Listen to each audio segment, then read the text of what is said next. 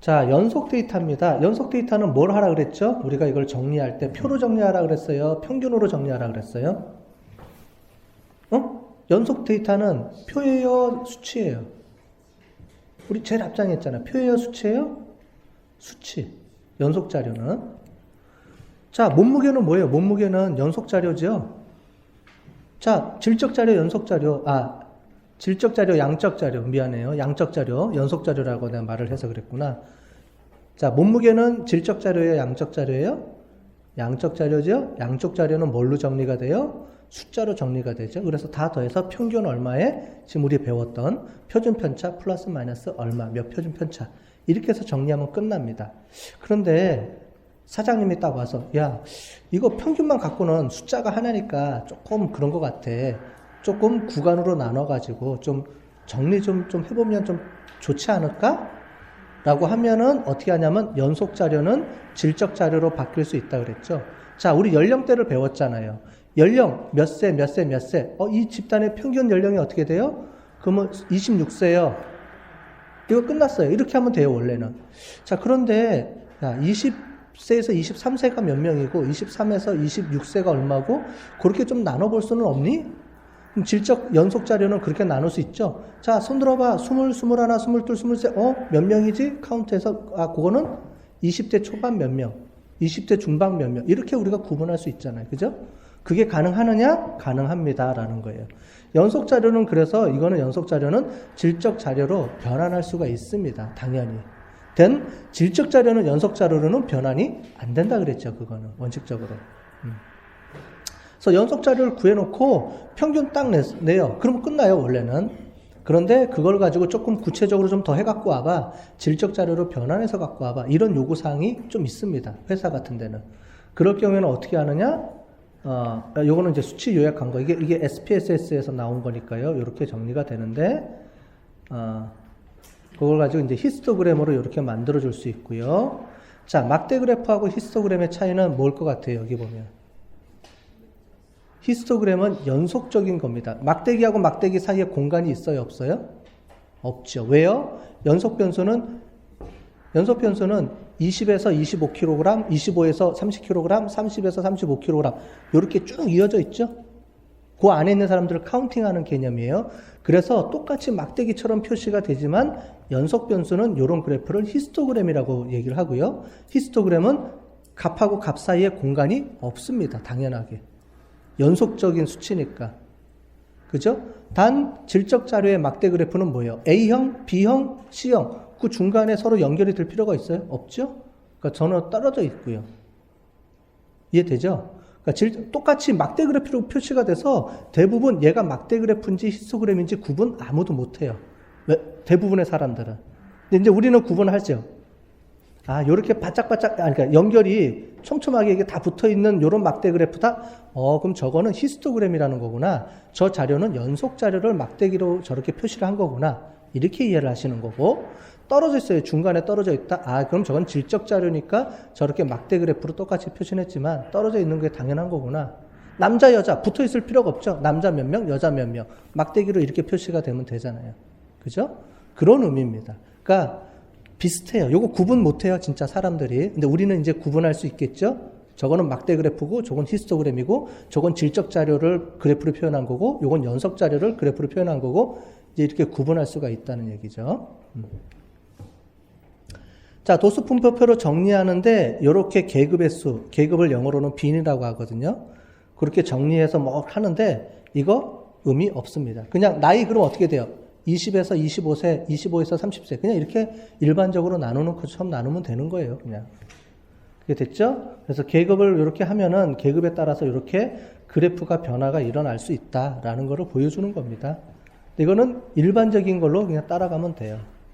자, 여기서 보는 것처럼 그래서 이렇게 질적 자료로 변환 후에 정리가 됐죠? 자, 여기서 에러가 있습니다. 뭐가 에러가 있나요?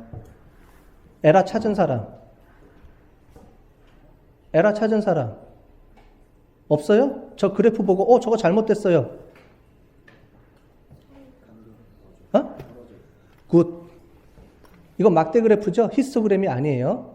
왜냐하면 엑셀에서 히스토그램 구하는 게 복잡한 절차를 거쳐요.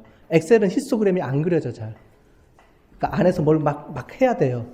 그래서 그냥 제가 일반 막대 그래프로 표시를 한 건데 실제로는 얘하고 붙어 있어야 돼요? 안 붙어 있어야 돼요? 붙어 있어야죠. 떨어져 있으면 안 돼요. 얘는 연속 자료니까 막대 그래프가 아니고 히스토그램으로 그렸어야 되는 거죠. 제가 잘못 그린 거예요. 이제 이해가 되시죠? 근데 왜 이렇게 했느냐? 엑셀이 히스토그램 그리는 게 있긴 있어요. 근데 막 복잡하게 정리를 해야 돼서 제가 그냥 시간이 없어서 이렇게 그려놓은 거에 불과합니다. 원래는 이 자료를 이렇게 그리면 안 되는 거예요. 히스토그램으로 그려야 되는 겁니다. 즉 모든 막대기들이 붙어 있어야 되죠. 이렇게 떨어져 있으면 안 되죠. 45세하고 요 사이니까 왜 떨어져 있어요? 떨어져 있으면 안 되는 거죠, 원래는. 굿.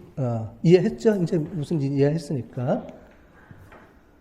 자, 줄기 그래프라는 게 있어요. 스톰 리프라는 게 있는데, 이 스톰 리프라는 거는 이제 히스토그램처럼 많이 써있는 방법 중에 하나인데, 요게 앞에가 3명, 8명, 12명, 프리퀀시는 개수라 그랬죠? 3명이 있는데요. 앞에는 단위고요. 뒤에는 10단이다 그러면은 10단이고 1단이에요. 그래서 4, 0이면 40, 4, 1이면 41, 4, 4는 44 이런 말이에요. 이해되셨죠? 무슨 말인지? 요 앞에는 앞자리 단위수고 요 뒤에는 40, 41, 44 그렇게 해서 3명이 있다 이 말입니다. 얘는 45, 46, 47, 48, 48, 48, 48, 49, 49 요런 사람이 몸무게가 있다는 말이에요. 그거를 쭉 줄기, 얘가 줄기고 여기 잎이다라는 의미로 이렇게 표현해 놓은 겁니다. 그러니까 이런 식의 표현하는 것도 있다라는 거 보시면 되고요. 저거 딱 보면 아 저게 줄기잎 그래프로 그려놓은 거구나 이렇게 이해하시면 되겠죠. 자, 그 다음에 상자도표, 박스 플롯이라는 이런 표시를 해놓은 그래프로 그려놓은 게 있어요. 이제 지금 보면 여러분들 보고서를 볼 때 이런 그래프들이 막 나온다는 말이에요. 자, 그러면 얘는 뭐냐? 얘가 0, 25, 50, 75, 100. 4분의 1씩 끊어놓은 거예요. 그럼 요 안에가 뭐예요? 요 박스 안에가 여기가 50% 데이터가 있다는 거죠. 요 데이터가 밀접하다 그러면 뭐예요? 데이터가 아까 전에 우리 분포에서 값이 적으면 요 데이터가 밀접하겠죠. 요 박스가 촘촘하면 어떻게 돼요? 밀접하게 사람들이 많이 모여 있다. 그 안에 몇 퍼센트나? 50%나 모여 있다. 멀어져 있으면 이 그래프는 멀리 떨어져 있다는 거죠. 그거를 우리가 이 그래프로, 아까 전에는 분포를 숫자로 표현해 준 거죠. 지금은 그 분포를 그림으로 표현해 주면 요 박스 도표라는 걸 이용해서 그림으로 표현해 줄 수가 있어요. 요 박스의 길이하고 요 길이하고를 잘 보시면 되죠. 그래서 어떤 식으로 많이 그려져 있냐면 이렇게 표시가 되어 있는 경우도 있고요. 공평하게 25cm다. 딱 정형화되어 있는 거죠. 그런데 이런 그래프만 있는 게 아니고 이런 그래프도 있어요. 그럼 뭐예요? 이 분포는 이런 그래프라는 거죠. 넓게 퍼져 있잖아요. 50%가. 근데 어떤 그래프는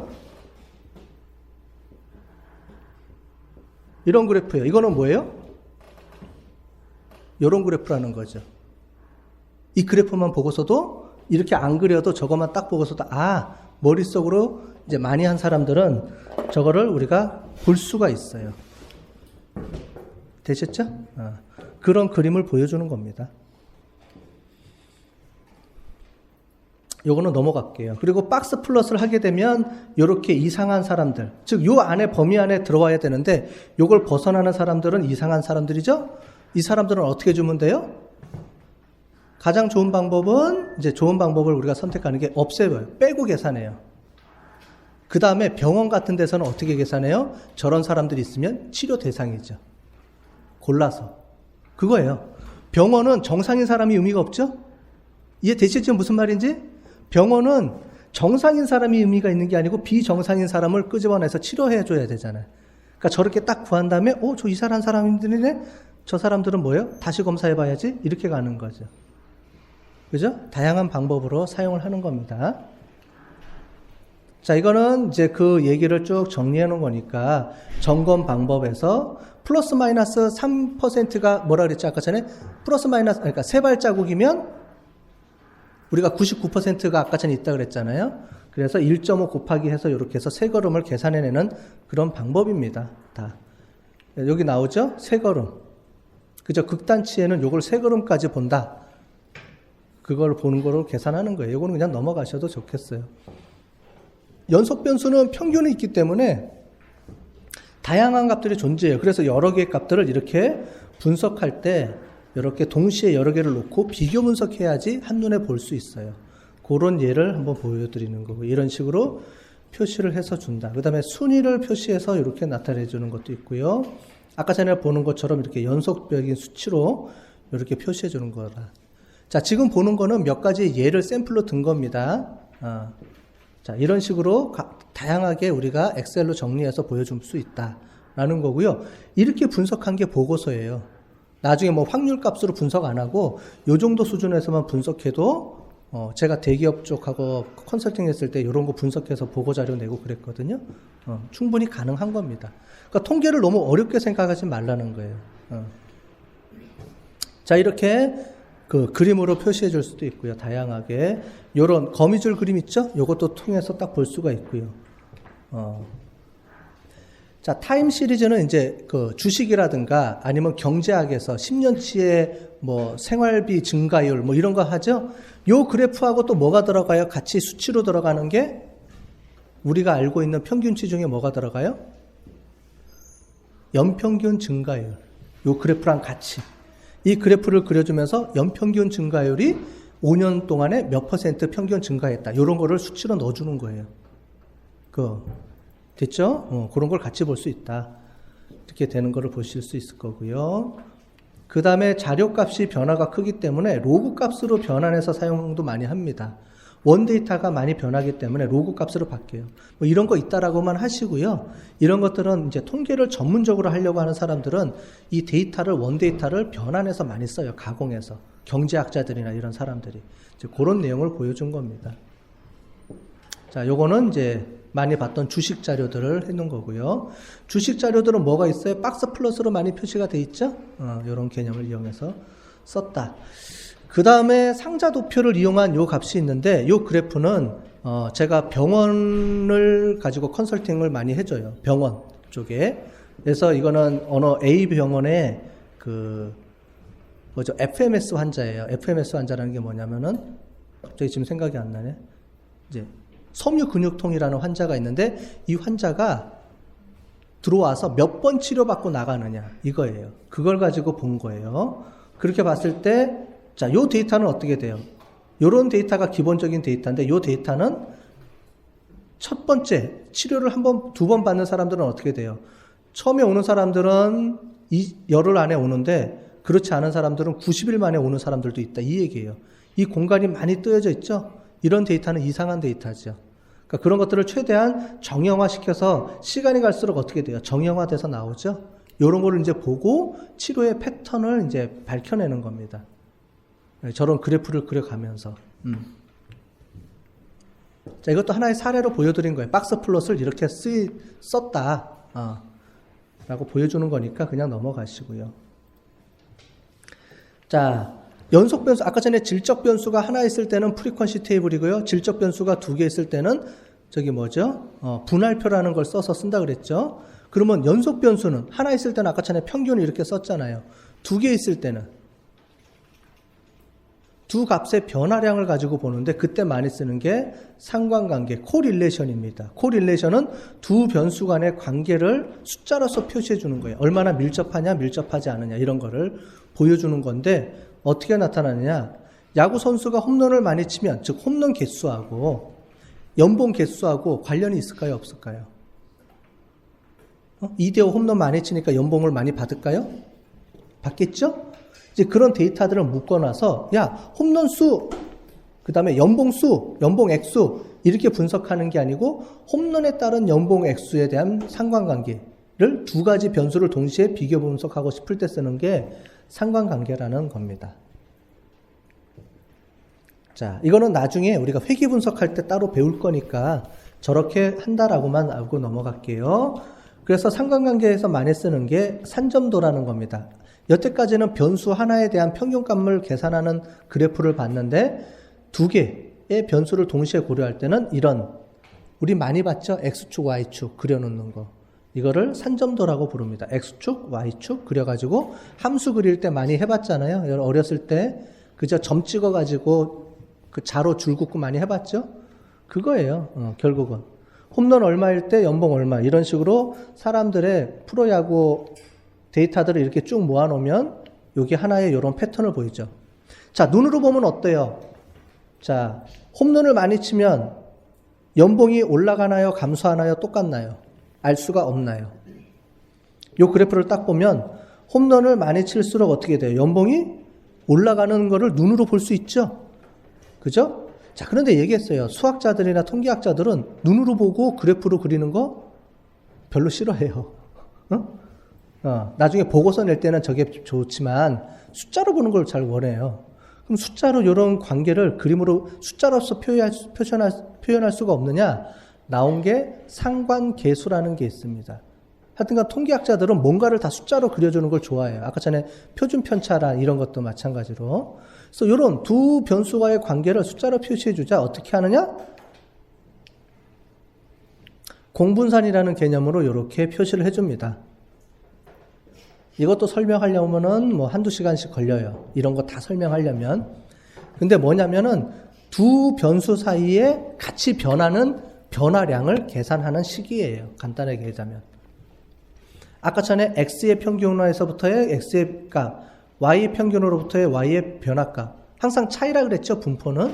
그 값들을 다 정해서 뭐 이렇게 하는 이런 방식이 있어요. 이 방식으로 계산을 하면은 어떻게 계산하느냐? 상관계수라는 게 나옵니다. 요거는 나중에 우리가 따로 배울 거예요. 나중에 회귀 분석할 때. 그래서 빨리 넘어가는 겁니다. 요거는 나중에 공식을 배우고 실제로 SPSS를 가지고 돌려볼 거예요. 이렇게 계산해서 막 하면은 플러스 마이너스 이런 그래프가 나오고 위에 숫자가 이렇게 나오죠. 요걸 가지고 계수값을 표현을 할 수가 있어요. 나중에 배우겠습니다. 여기서는 그냥 넘어갈게요. 어쨌든 연속 변수의 두 연속 변수의 값의 변화량도 이런 식으로 표시해 줄 수가 있다. 그래서 이렇게 요거는 나중에 하겠습니다. 그래프 그리고. 자, 마지막으로 여러분들 그래프 많이 그려봤죠? 우리가 아까 전에 막대 그래프도 보이고 모순 그래프도 보고 그래프 많이 그리고 실제로 수업 시간에 발표할 때 그래프 많이 써요. 말로 100마디 말하는 것보다 그래프 하나 딱 그려주면 눈에 확 띄죠. 그런데 대부분의 그래프들이 잘못 그려진 그래프다 라는 거를 알고 계신가요? 신문에 나오는 그래프들도 대부분 잘못 그려진 그래프들이 많아요. 일부러 혹은 몰라서. 알고 그리면 나쁜 놈이고 몰라도 그려도 나쁜 놈이죠. 둘 다. 맞잖아요. 근데 실제로 신문 기사나 뉴스에서 나오는 그래프들을 잘 보시면 바이어스라는 말은 이렇게 좀 심각하게 왜곡된 그런 그래프들이 많이 있습니다. 자, 그래프를 가장 잘 그렸던 사람이 나이팅게일이 그래프를 잘 그려서 했다 그래요. 크리미아 전쟁 때 병사들의 사망률 이런 것들을 그래프로 그려가지고 한눈에 보기 좋게 딱 보여줘서 사람들이 그걸 인식해서 많이 도와줬다 그래요. 이런 그래프인데 나이팅게일이 그린 그래프입니다, 이게. 그래서 사망률 이런 걸 다 조사를 해서 이런 게 많다. 한눈에 딱 와닿죠? 그러니까 사람들이 이걸 보고 많이 도와줬다고 해요. 그만큼 그래프가 가진 장점이 있는데, 자, 그래프 그리는 거 뭐 쭉 나와 있는데 그거보다는 올바른 그래프 중에 제일 밑에 거 보세요. 뭐 여러 가지가 끌 수 있죠. 그래서 뭐 돼 있는데, 자, 제목은 항상 달아야 되고요. 그래프를 그릴 때 제목을 항상 달아야 되고, 자료 출처, 그 다음에 축에 대한 제목, X축이 뭐고 Y축이 뭔지 꼭 써놓아야 되고, 그거 안 그리는 사람들 되게 많아요.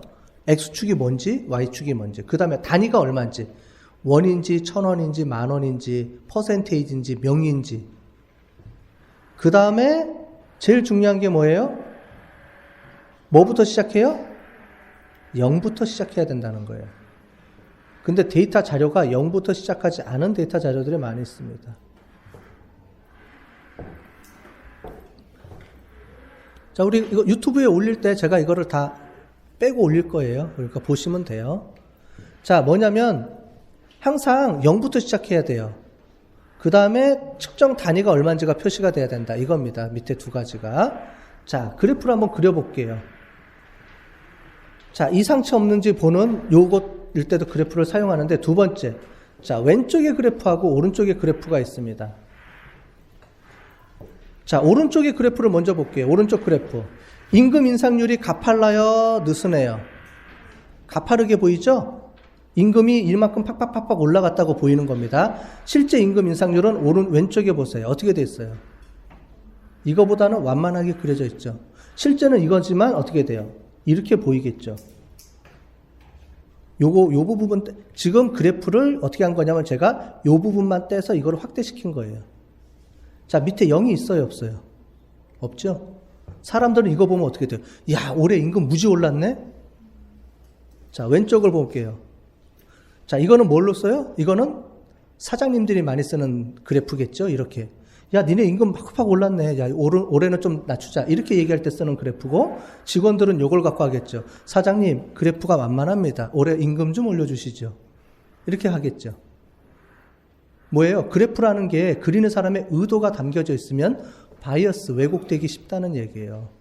이거를 어떻게 잘 하는지에 따라서. 그러면 정확한 그래프는 뭐냐? 항상 0부터 출발하는 그래프는 정확하게 들어가는 겁니다. 나오죠? 고용인측 그래프하고 피고용인측 그래프하고 내가 어떻게 그래프를 그리느냐에 따라서 이렇게 바뀌면 된다, 안 된다? 안 된다는 거죠. 정확하게 0을 가지고 해야 돼요.